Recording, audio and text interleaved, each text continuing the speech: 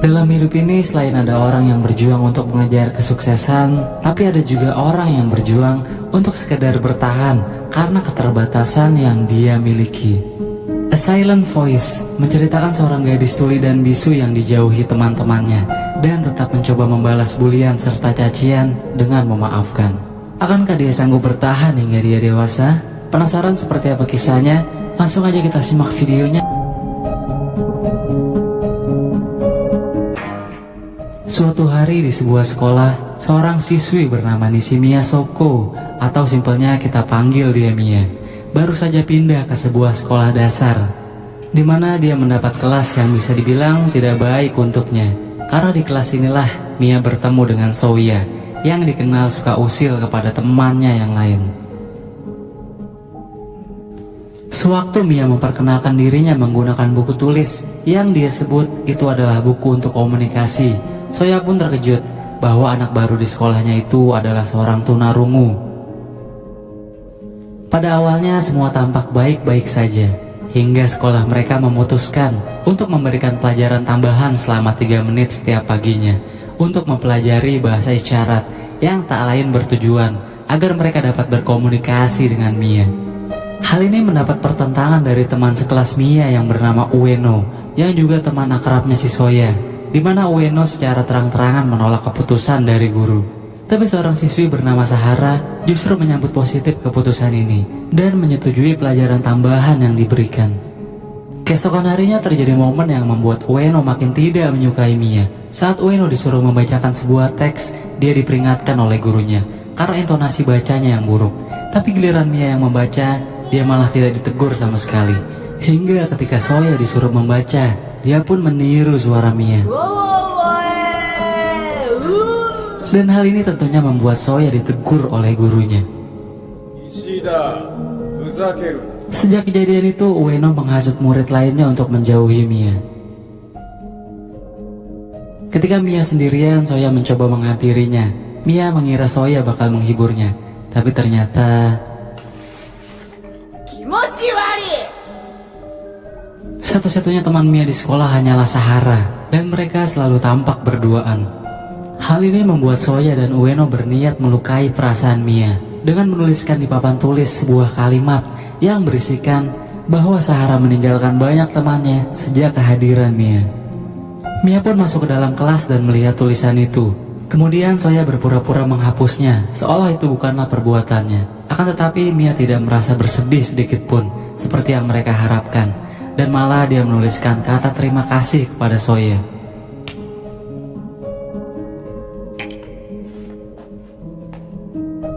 Sejak dari situ, Soya tidak pernah berhenti mengganggu dan menjahili Mia setiap harinya. Dia juga sering membuang alat bantu dengar Mia dan bahkan mencopot paksa hingga mengakibatkan telinga Mia terluka.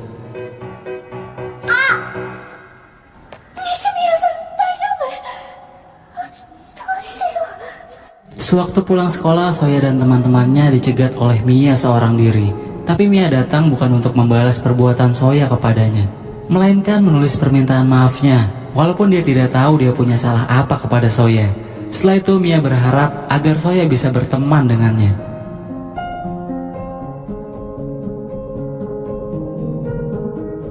Akan tetapi Soya tetap menolak dan malah membuang buku komunikasi milik Mia ke dalam kolam. Dan entah kenapa Soya jugalah yang mengambil buku itu dari dalam kolam air. Keesokan harinya di kelas, Mia tidak masuk sekolah dan kepala sekolah mereka sedang menyelidiki laporan dari ibu Mia yang mengatakan bahwa alat bantu dengar Mia telah hilang dan rusak sebanyak 8 kali dalam 5 bulan terakhir. Dia mencurigai bahwa Mia sudah menjadi korban bully dan meminta para murid untuk mengaku. Awalnya tidak ada yang berani mengaku, hingga wali kelas mereka menggebrak papan tulis dan menyuruh Soya untuk berdiri dengan suara yang keras. Soya pun akhirnya berdiri dan mengakui kesalahannya, tapi dia mengatakan bahwa temannya yang lain juga ikut membuli Mia, padahal dialah tokoh utama di balik pembulian Mia. Dan teman-temannya yang lain tidak terima, hingga akhirnya satu kelas kompak untuk memusuhi Soya, dan bahkan ada yang kesal dengannya. Sementara di rumah, ibu Soya juga sudah mengetahui perbuatan nakal anaknya di sekolah. Dia mengajaknya untuk menemui ibu Mia dengan maksud mengganti rugi alat bantu dengar yang sudah dirusak dan dihilangkan oleh Soya yang terbilang mahal harganya. Sebelum pulang, Soya mendapat pesan dari ibunya.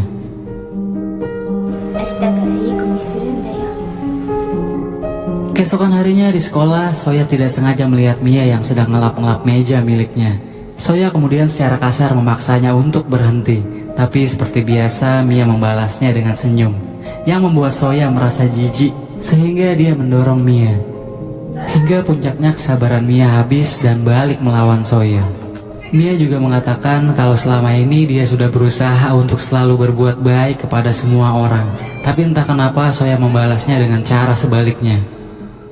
Tak lama setelah itu, wali kelas mereka menginformasikan bahwa Mia sudah pindah ke sekolah lain. Setelah kepindahan Mia, akhirnya Soya menyadari bahwa setiap hari mejanya selalu dicoret-coret oleh teman sekelasnya yang masih kesal dengan Soya. Dan kalimat coretannya berupa makian-makian yang sepertinya Soya sudah tidak diterima bergaul dimanapun. Hingga bertahun-tahun berlalu dan Soya sudah beranjak dewasa. Dia juga menjalani kursus di sekolah yang menyediakan kelas bahasa isyarat. Secara tak sengaja dia bertemu seorang siswi sekolah tersebut yang bila diperhatikan itu adalah Mia yang sudah dewasa. Dan benar, itu adalah Mia. Soya kemudian memanggilnya lalu memperkenalkan diri. Akan tetapi setelah mendengar nama Soya, Mia langsung lari ketakutan. Dengan segera Soya mengejarnya dan mengembalikan buku yang pernah dia lempar ke kolam. Dengan menggunakan bahasa isyarat yang sudah dia pelajari, Soya kemudian menyampaikan permintaan maafnya dan mengungkapkan keinginannya untuk berteman dengan Mia. Keadaan pun kini sudah berbalik. Ternyata selama ini Soya selalu dihantui rasa bersalahnya kepada Mia. Bahkan sampai SMA pun tidak ada yang mau berteman dengannya, karena mereka tahu kalau Soya adalah seorang pembuli yang keterlaluan. Hingga Soya merasa kesepian di tengah keramaian murid lainnya, dan dia lebih sering menyendiri. Seperti bocil yang kena mental, dia juga menggambarkan tanda silang kepada orang yang tak pantas bersosialisasi dengannya, termasuk siswi yang bernama Kawai, yang juga teman SD Soya dulu. Suatu hari Soya melihat dua orang siswa sedang meributkan sepeda, hingga salah satunya berteriak minta tolong karena dipaksa meminjamkan sepedanya. Kemudian Soya mendekat dengan maksud meminjamkan sepeda miliknya. Padahal saat itu adalah schedule-nya untuk kursus bahasa isyarat, sehingga dia pun pergi dengan jalan kaki. Di tengah jalan dia menemukan potongan kupon promo roti panjang. Dia pun mendapat ide untuk menukarnya dan membawa roti itu menuju kelas Mia sebagai alasan untuk bertemu. Setibanya di depan pintu kelas, Soya dihalangi dan tidak diizinkan untuk bertemu Mia oleh seorang gadis bernama Yuzuru yang kelihatannya lebih muda dari dirinya. Soya pun menunda pertemuannya dengan Mia. Hingga pada sore harinya saat dia sudah pulang dari kursus, Soya kembali bertemu dengan teman satu sekolahnya yang berniat mengembalikan sepeda miliknya. Anak itu bernama Nagatsuka, dan sejak saat itu mereka pun menjadi teman baik. Soya kembali mendatangi kelasnya Mia dengan cara yang sama seperti sebelumnya. Akan tetapi Yuzuru tetap tak memperbolehkan siapapun untuk masuk dan menemui Mia sampai kapanpun. Yuzuru berkata bahwa dirinya adalah pacar Mia, agar tidak ada orang yang mengganggunya. Dan Soya tampaknya harus kembali menunda lagi rasa ingin bertemunya dengan Mia, karena tertahan oleh Yuzuru. Beruntung, tiba-tiba Nagatsuka datang dan memaksa Yuzuru untuk menyingkir, hingga terjadi cekcok di antara mereka berdua, yang mengakibatkan Mia akhirnya menyadari kedatangan Soya. Akan tetapi Soya yang malu dengan keributan tadi langsung pergi, dan kemudian Mia mengejarnya. Tapi pada akhirnya mereka memiliki waktu berduaan di sebuah jembatan dan saling berkomunikasi menggunakan bahasa isyarat. Kemudian secara tak sengaja buku milik Mia terjatuh ke dalam air. Mia pun harus terjun ke air untuk mengambil buku miliknya yang disusul oleh Soya. Kejadian itu kemudian berhasil difoto oleh Yuzuru menggunakan kamera yang dia bawa. Lalu setelah itu Yuzuru men-share hasil jepretannya pada malam hari ke akun media sosial yang kemudian membuat Soya menjadi viral keesokan harinya. Hal ini kemudian berdampak kepada Soya yang akhirnya dia harus mendapat skorsing dari sekolahnya. Di hari pertamanya menjalani skorsing, dia dimintai tolong untuk menjemput keponakannya bernama Maria di sekolah. Kemudian Maria bilang kepada Soya bahwa di dalam lorong tempat bermain prosotan ada orang yang sedang tertidur. Soya kemudian masuk ke dalam untuk melihat orang itu, yang ternyata itu adalah Yuzuru. Setelah bangun, Yuzuru berkata jujur kepada Soya sambil meminta maaf dan mengaku bahwa dialah orang yang menyebarkan fotonya kemarin hingga Soya harus diskors dari sekolahnya. Sulit dipercaya karena Soya tidak marah dan malah mengajak Yuzuru ke rumahnya untuk makan bersama. Di malam hari, Yuzuru diam-diam meninggalkan rumah Soya dan berjalan sendirian di saat gerimis.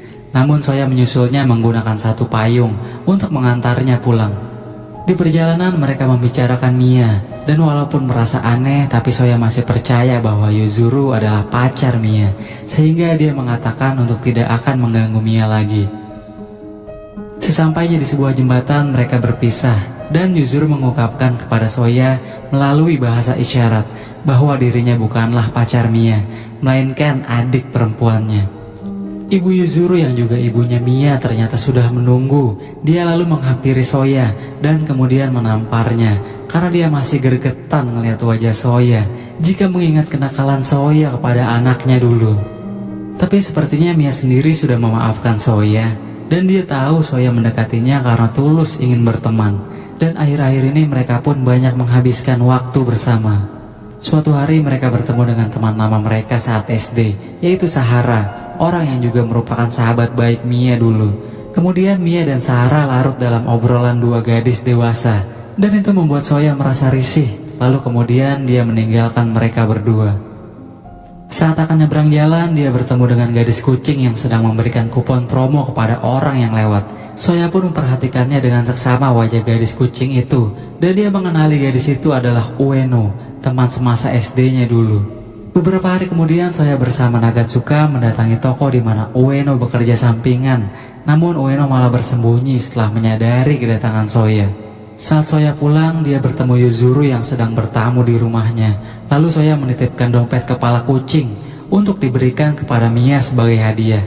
Yuzuru pun memberikan dompet itu kepada Mia di malam harinya. Tibalah di suatu pagi, saat Soya dikejutkan oleh kehadiran Ueno yang kemudian langsung duduk di belakang sepedanya. Sementara itu Mia di seberang jalan sedang membawa dompet pemberian Soya yang dikenali Ueno berasal dari toko tempat dia bekerja. Kemudian Ueno menghampiri Mia untuk melakukan kebiasaan buruknya yang tak berubah, yaitu merampas alat bantu dengar Mia dan akan membuangnya. Tapi Soya menghentikannya dan mengembalikan alat itu kepada Mia, lalu meminta maaf. Di hari berikutnya, Mia yang merubah penampilannya dengan mengunci rambut, kemudian bertemu dengan Soya. Lalu dia memberanikan diri untuk berbicara kepada Soya. Tapi karena tidak biasa berkomunikasi dengan cara itu, Soya pun menyarankan untuk menggunakan bahasa isyarat. Sebelum Soya pergi, Mia memberikan sesuatu kepadanya sebagai bentuk terima kasih atas pemberiannya kemarin. Setelah mengumpulkan keberanian, Mia lalu mengungkapkan isi hatinya kepada Soya. Tapi hal itu disalah tanggapi oleh Soya yang mengira Mia mengucapkan Suki atau dalam bahasa Indonesianya adalah bulan. Karena tak tahan malu bercampur rasa kesal, Mia pun pergi. Beralih ke kelas Soya. Setelah sekian lama hanya berinteraksi secukupnya, akhirnya Kawai dengan penampilan barunya menerima kembali pertemanannya dengan Soya. Kawai juga mengatakan ada satu murid bernama Shiba yang juga ingin berteman dengan Soya. Dengan bertambahnya teman, Soya pun kepikiran untuk pergi liburan bersama mereka. Dan sudah pasti dia akan mengajak Mia, yang pada saat itu masih sedikit ngambek dengannya. Mia pun mendapat chat dari Soya. Tibalah di hari libur dan mereka mengunjungi dufannya orang Jepang. Di sana Ueno meminta Soya untuk membelikan takoyaki, yang ternyata penjaganya adalah teman baik Soya saat SD, di mana dia meninggalkan Soya saat dirinya mencoba bertanggung jawab atas perbuatannya kepada Mia dulu. Ternyata ini sudah direncanakan Ueno yang memang ingin menyatukan mereka kembali. Ueno kemudian mengajak Mia untuk menaiki salah satu wahana, tapi sebelumnya Yuzuru menitipkan kameranya kepada Mia, dan mereka berdua pun terlibat percakapan di dalam wahana.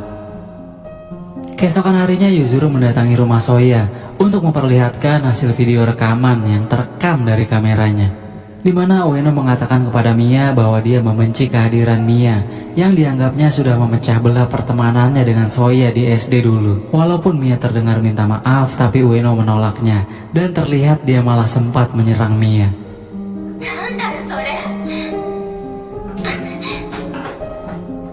Keesokan harinya di kelas, Soya dan Kawai terlibat cekcok karena percakapan yang membahas Mia pada zaman SD dulu, hingga mereka kembali saling menuduh satu sama lain. Akhirnya isu itu mereka coba selesaikan di luar jam sekolah, dan mereka pun berkumpul untuk berdiskusi, termasuk Ueno dan Sahara yang juga datang. Walau sempat saling memaafkan, tapi kesalahpahaman kembali terjadi yang membuat kelompok ini bubar dan hanya menyisakan Soya yang harus kembali menyalahkan dirinya sendiri. Kita beralih dulu ke Yuzuru, adik yang selalu menemani dan mengkhawatirkan kakaknya. Di suatu malam Yuzuru mendapat mimpi buruk mengenai kakaknya yang membuatnya berfirasat bahwa akan terjadi sesuatu pada Mia. Scene kemudian berpindah ke acara pemakaman nenek Mia dan Yuzuru yang membuat mereka merasa bersedih, khususnya Mia. Soya kemudian mencoba menghibur mereka berdua dengan mengajak jalan agar bisa melupakan sedikit kesedihan. Meski itu berhasil kepada Yuzuru, tapi sepertinya tidak berlaku untuk Mia yang kini dirinya sudah larut dalam perasaan bersalah dan menganggap dirinya lah yang membuat Soya kembali dijauhi oleh teman-temannya.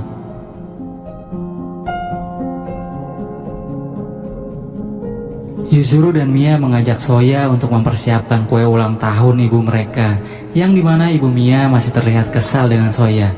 Tapi pada akhirnya dia diterima duduk untuk makan kue ulang tahun bersama. Di tengah perayaan, Yuzuru mengajak Soya untuk ikut bersama mereka melihat festival kembang api besok malam. Dan di malam selanjutnya mereka pun datang bersama-sama. Ketika Yuzuru sedang menemani ibunya membeli cemilan, tak lama kemudian Mia pamit pulang kepada Soya dengan alasan dirinya akan pergi belajar, padahal pesta kembang api baru saja dimulai. Tapi dia tetap pergi setelah mengucapkan selamat tinggal kepada Soya. Yuzuru yang kembali dengan cemilannya kemudian meminta tolong kepada Soya untuk mengambil kameranya yang ketinggalan di rumah. Soya pun pergi untuk mengambilnya. Saat pandangan Soya tertuju keluar jendela, dia terkejut melihat Mia yang sudah bersiap menjatuhkan diri ke bawah untuk mengakhiri hidupnya, karena dia berpikir dirinya selalu membawa masalah untuk orang lain.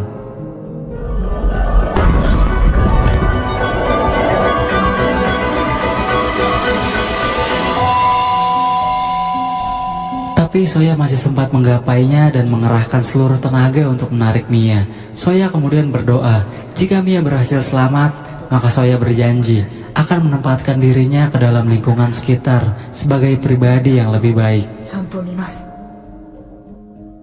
Walau pada akhirnya Mia berhasil diselamatkan, tetapi insiden terjadi kepada Soya.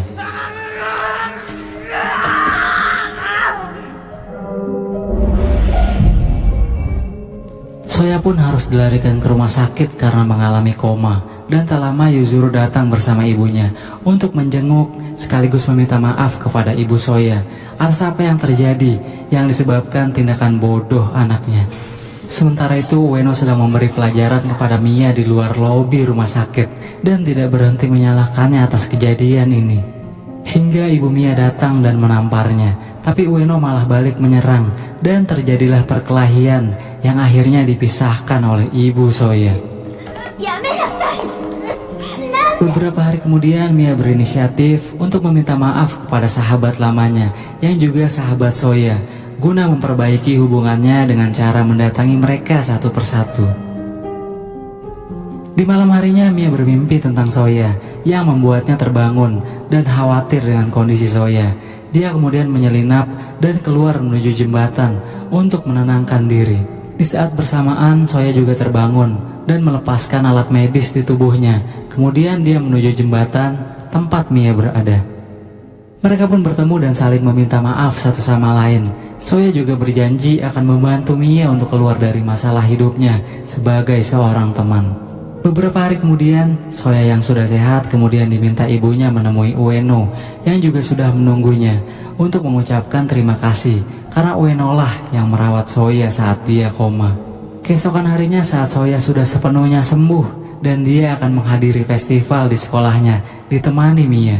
Pada awalnya Soya tidak berani untuk menatap orang di sekelilingnya yang bahkan mereka terdengar sedang membicarakan Soya. Tapi Mia berusaha menghiburnya. Soya kemudian izin pergi ke toilet sebentar dan di sana dia dihampiri oleh Nagatsuka yang sudah kangen dengannya. Di depan toilet, Soya sudah ditunggu oleh teman yang lain, termasuk Ueno dan Sahara yang menghadiri festival. Akhirnya Soya meminta maaf dan berterima kasih kepada mereka semua. Sementara Ueno masih tidak berubah dan tetap membenci Mia.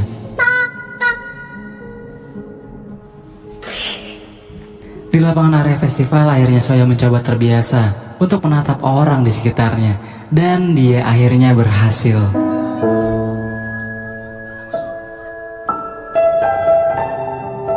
Keterbatasan bukanlah salah satu cara untuk mengakhiri hidup.